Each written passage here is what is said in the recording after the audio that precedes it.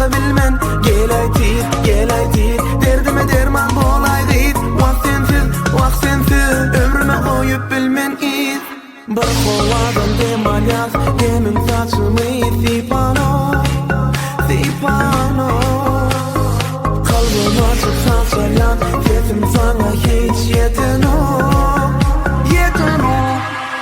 Şanlı, men düşüme giren şanlı, men hoşumdan giten şanlı, men yüreğime giren şanlı. Bugün yine sen düşümde, gördüm kara gözlerimi.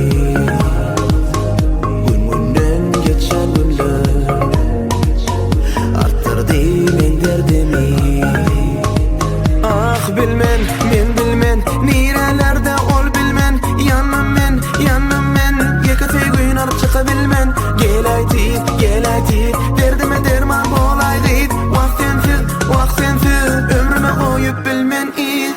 Bir kovadan demal yaz, demin saçımı sipano. Kalbim açık salçalan, sesim sana hiç yeten o. Şanlı, men düşüme giren şanlı, men hoşumdan giten şanlı, men yüreğime giren şanlı. Gülügemde gitme, menin yanımda, düşümde del hoşumda. Ol sen yanımda, gün-günden beter. Süyen. Bir kovadan demal yaz, demin saçımı sipano. Kalbim açık salçalan, sesim sana hiç yeten o.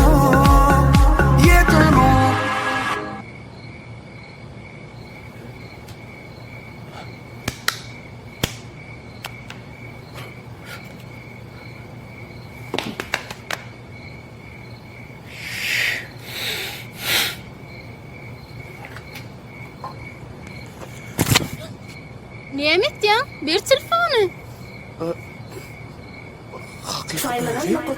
Şanlı, men düşüme giren şanlı, men hoşumdan giten şanlı, men yüreğime giren şanlı.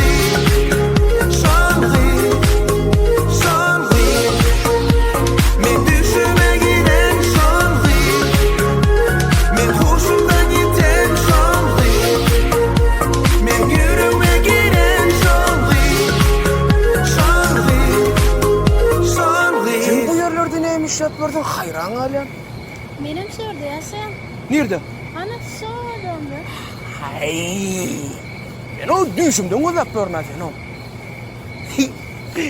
Kaptırsam degen bir örnek edin. Hayran halen. Yine esasdan taptım seni.